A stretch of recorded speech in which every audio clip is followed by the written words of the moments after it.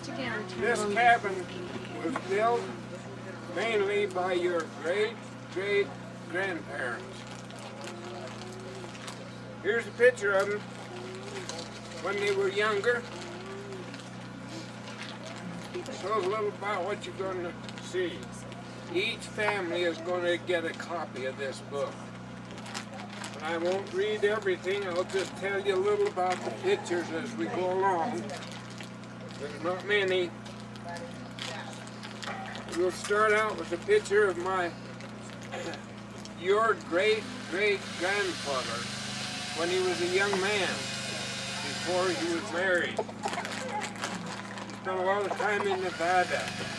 He lived out there. We don't know a lot of the stories about what happened to him. But that was a wild and lawless country. And it was very difficult for anybody to live out there. He nearly lost his life a number of times, but he left home when he was 14 years of age and went to Nevada and restored his wife. Worked on a ranch out there, 2 of them, with cattle. And they didn't have any use for him during the winter time. He went and worked in the mines. There were lots of gold mines out there. He lived a very wild life when he was out there. Smoking, drinking, and all kinds of things. But he had a sensitive nature. He wanted something better than his life. This is a picture of his family, his father and his mother and his brothers and sisters. Give you an idea of the people he came from. His father and mother emigrated from Norway as sweethearts and were married in the endowment house in Salt Lake. I won't give you the time. Everybody called this man John R. That was what he went by.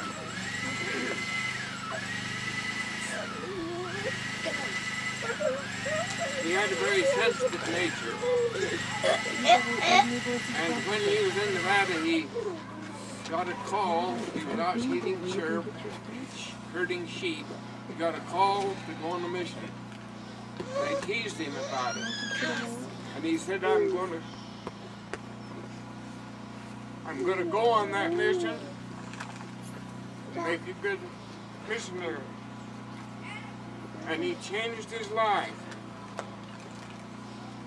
And after he came back from his mission, he never did go back to that life in Nevada that he lived as a young man. The woman that he married, Alice Johnson, was raised on a farm. Her father and mother, this is their family, they were farmers, born and raised right here in Manti. He learned to farm using oxen for power. And he raised his family by running the farm. They didn't have any boys in the family until the last 2 in the family. So my mother was the oldest in the family, and she had to work on the farm just like the hard hands did. And she knew about farming and everything.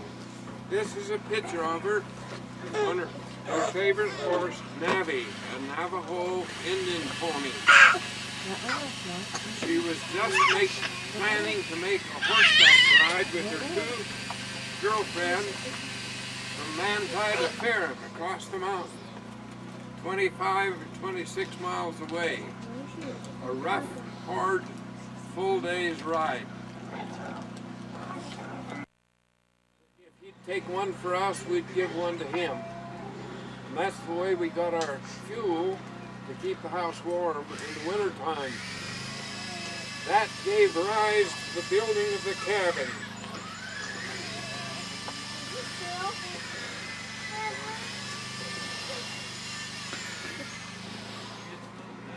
I can't see upside down.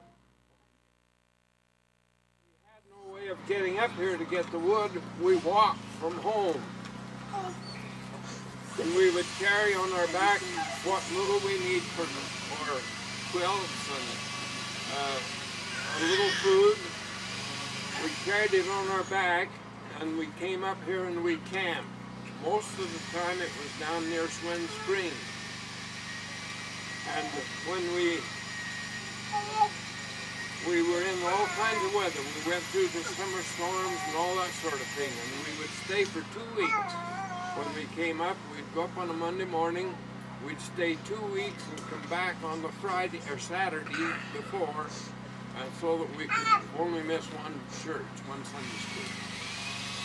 And that gave rise to building of the cabin.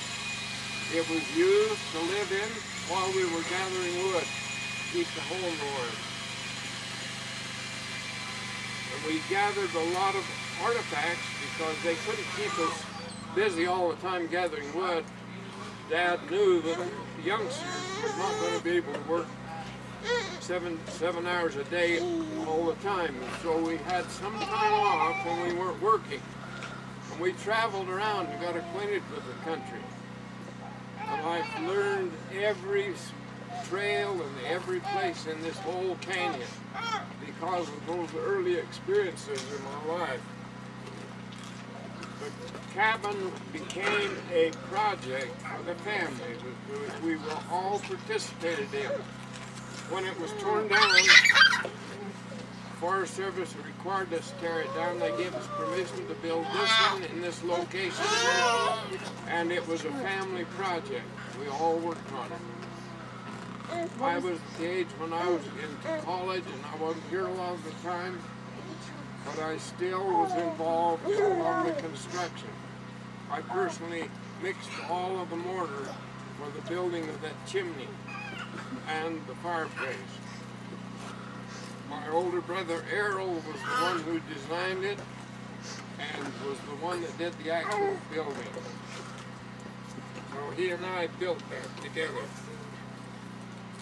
Remember, when that old cabin was built, the only way you could get here was by walking or by horseback on a team or riding a horseback. So all of the logs for the old cabin were pulled by hand mostly from where we cut them over to the cabin side. We had no tools to build it with except the axe that we had to work with. When the new cabin was built, the one that was here, we were finally able, at that time, Jeeps were available, and the road sometimes was good enough that a Jeep could come up that road. It had only been used by wagons hauling wood or logs, and so it wasn't a road related to the life that we lived as young people in the John O'Neill family home. Here's the two older boys that were fishing. Mother would carefully prepare them to fix them for us to eat, because that was meat and that was something the family needed. We did not have a lot of food. Dad was interested in lots of things. He had lots of abilities. One of the activities he got involved in was playing checkers. He got interested in playing checkers. We've got a picture of him working with his son Lynn. They were playing chess in this day, but he did get a checker club of about 8 or 9 people in Manti, and we used to play checkers all the time. And that got kind of get thrown away. So she made baby booties out of them. Hold up the feet. He took Mama's pattern and made these little baby booties for the babies out of the straps of the buckskin. The mothers that owned them loved them. they don't come out. The only problem is you don't see too many of them because they're small and they get misplaced.